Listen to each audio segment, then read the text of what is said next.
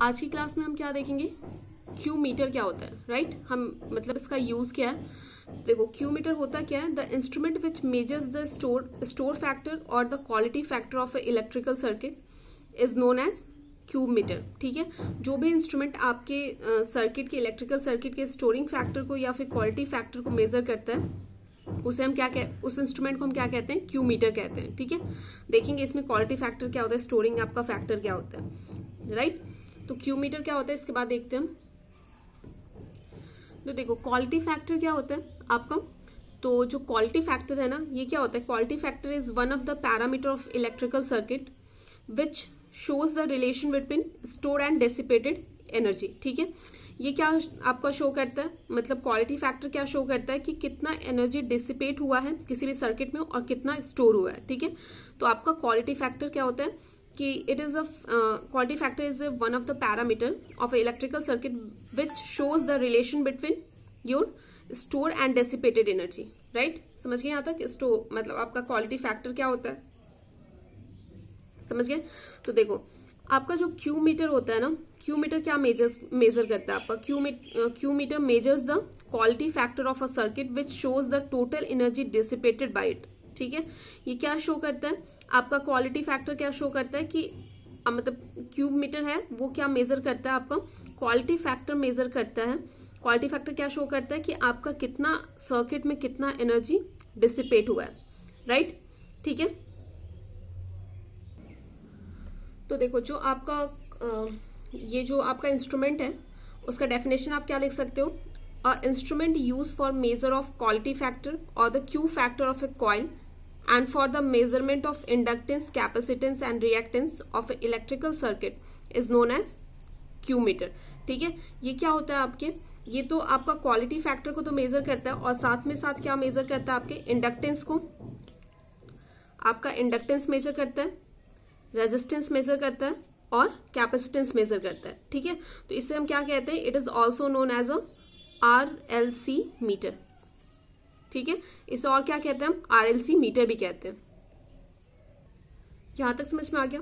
तो देखो अपना जो क्यू मीटर है ना, ये क्या होता है, Q meter works on a series resonant. ठीक है, ये सीरीज रेजोनेंट सर्किट पे वर्क करता है।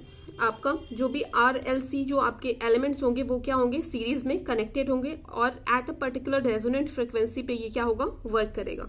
ठीक है, तो रेजोनेंस कंडीशन कब एग्जिस्ट करता है आपका, तो देखो जो आपका क्यू मीटर है वो किस पे वर्क करता है, Q meter works on a series resonant. ठीक है, ये क्या होता है, आपके जो RLC जो एलिमेंट्स होते हैं वो क्या होता है, सीरीज में कनेक्टेड होते हैं इसमें। ठीक है, तो रेजोनेंस कंडीशन क्या होता है, सीरीज रेजोनेंट क्या है, सीरीज रेजोनेंस कंडीशन क्या है इसमें, रेजोनेंस कब आएगा, कब हमारा ये सर्किट वर्क करेगा। तो क्या resonance is a condition exist in circuit when there inductance and capacitance क्या होता है, reactance are of equal magnitude. ठीक है, जब आपका इंडक्टेंस रिएक्टेंस और जो कैपेसिटेंस रिएक्टेंस है वो जब इक्वल मैग्नीट्यूड के हो जाएंगे तो क्या होगा, आपका रेजोनेंस कंडीशन अकर हो जाता है। ठीक है, तो क्या हो जाएगा, रेजोनेंट फ्रिक्वेंसी कैसे निकालेंगे, हमें पता है रेजोनेंस जब रेजोनेंस आएगा आपके सर्किट में तो क्या हो जाएगा, XC और XL क्या हो जाएगा आपका, दोनों इक्वल हो जाएगा, राइट। समझ गए, तो XC क्या होता है 1/ω0C और XL क्या होता है ω0L। ठीक है, अब क्या इसे क्रॉस मल्टीप्लाई कर दो, क्या हो जाएगा ω0C into ω0L equals to 1।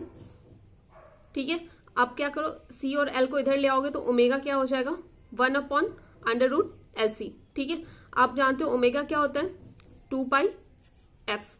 ठीक है, तो क्या हो जाएगा, 2 ओमेगा की जगह आप क्या पुट कर दो, ये हो जाएगा 2πf0 equals to 1/√ωLC equals to क्या f0 यहाँ रेजोनेंस फ्रिक्वेंसी क्या आ जाएगी आपकी 1/2π√LC। ठीक है, तो ये क्या होगी आपकी रेजोनेंट फ्रिक्वेंसी हो गई।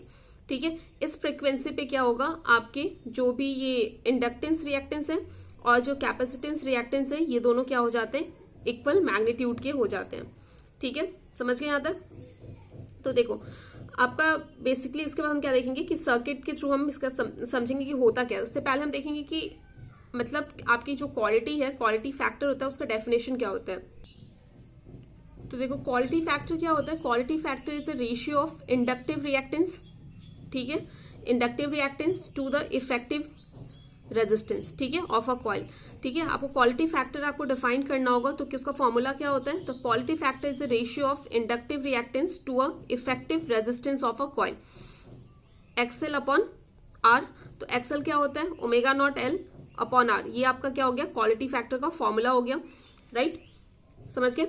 और ये आपका क्या हो जाएगा, और आपका जो क्वालिटी फैक्टर उसे और क्या कहते हैं स्टोर फैक्टर भी कहते हैं, राइट, स्टोरेज फैक्टर भी कहते हैं। तो स्टोरेज फैक्टर का फॉर्मूला क्या हो जाएगा आपका, देखो Q क्या हो जाएगा, Q equals to power dissipated upon power stored in the element, ठीक है। ये आपका क्या हो गया, ये किसका फॉर्मूला हो गया, स्टोरेज फैक्टर, ठीक है। क्या हो गया, power dissipated upon power stored in the element, right. तो ये आपका था क्वालिटी फैक्टर क्या किसे कहते हैं। तो देखो ये जो इफेक्टिव रेजिस्टेंस होता है आपका, ये क्या होता है कि जो इफेक्टिव रेजिस्टेंस आर होता है ये किस पे डिपेंड करता है, depends upon the value of frequency, ठीक है। एसी में इसकी वैल्यू कुछ और होगी और डीसी में कुछ और होगी, तो ये किस पे डिपेंड करता है, आपके फ्रीक्वेंसी की वैल्यू पे डिपेंड करता है आपका आर क्या होगा, ठीक है। तो हम इसे डायरेक्टली मेजर ना करके हम किसके थ्रू मेजर करते हैं, इस फॉर्मूले के थ्रू मेजर करते हैं। पहले हम क्या करते हैं, क्वालिटी फैक्टर को मेजर कर लेते हैं, उसके बाद यहां से हम क्या करते हैं, इस फॉर्मूले से हम यहां से आर की जो इफेक्टिव रेजिस्टेंस है उसकी वैल्यू निकाल लेते हैं। तो इफेक्टिव रेजिस्टेंस क्या है, effective resistance depends upon the value of frequency. ये क्या होता है, फ्रीक्वेंसी पे आपके डिपेंड करता है, आपके सिस्टम में कितनी फ्रीक्वेंसी का इनपुट दे रखा है, सिस्टम का फ्रीक्वेंसी क्या है, कितने फ्रीक्वेंसी पे वो ऑपरेट कर रहा है, वो उस पर डिपेंड करता है, राइट। तो हम क्या करते हैं, सबसे पहले हम क्या करते हैं, इसे डायरेक्टली मेजर ना करके हम क्या करते हैं, क्वालिटी फैक्टर को मेजर कर लेते हैं और उसके बाद क्या करते हैं, वहां से आर की वैल्यू को निकाल लेते हैं, ठीक है। देखो तो ये अपना क्या है, सीरीज सर्किट है, राइट। तो इसमें क्या है, अपना आर एल सी तीनों क्या है, सीरीज में कनेक्टेड है, ठीक है। तो अपना क्या है, जो क्यू मीटर है, Q meter is based on the characteristics of resistance, inductance and capacitance of a resonant series circuit, ठीक है। ये क्या है, तीनों आपके सीरीज में कनेक्टेड है, राइट। यहाँ पे जो हमने आपका वोल्टेज दिया है उसका मैग्नीट्यूड मैंने क्या ले लिया है, ई ले लिया है। यहाँ से करंट जा रहा है तो सारे में करंट क्या होगा, सारे एलिमेंट्स में करंट क्या होंगे, आपके सेम होंगे, राइट, ठीक है। और इन दोनों का जो भी वोल्टेज है वो कलेक्टिवली मैंने क्या ले लिया है, ईएल ले लिया है। और यहाँ जो कैपेसिटर के अक्रॉस जो वोल्टेज है उसे मैंने क्या लिया है, ईसी ले लिया है, ठीक है। तो ये क्या है, रेजोनेंट सर्किट, मैंने आपका रेजोनेंट सीरीज सर्किट बनाया। तो इसमें क्या होता है, मैंने बताया था एक्सएल किसके इक्वल होगा, एक्सी के इक्वल होगा, राइट। तो यहां से आपका एफ नॉट क्या निकल गया था, F naught equals to 2 pi under root omega L, ये आपका क्या था, रेजोनेंट फ्रीक्वेंसी, ठीक है। तो अब इसी डायग्राम के थ्रू हम क्या बनाएंगे, आपका सर्किट डायग्राम मतलब फेजर डायग्राम ड्रॉ करेंगे, ठीक है। उसके बाद इससे हम फॉर्मूला निकालेंगे।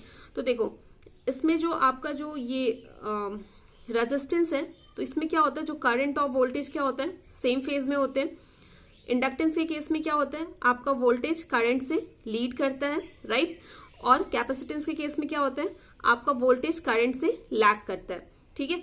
तो इसके बेसिस पे हम क्या करेंगे, फेजर डायग्राम ड्रॉ करेंगे। देखो ये फेजर डायग्राम है, यहां से फिर से मैं ड्रॉ करके एक बार बता देती हूँ। यहां पे मैंने रेफरेंस फेजर क्या लिया है, आपका आई नॉट लिया, करंट लिया है, ठीक है।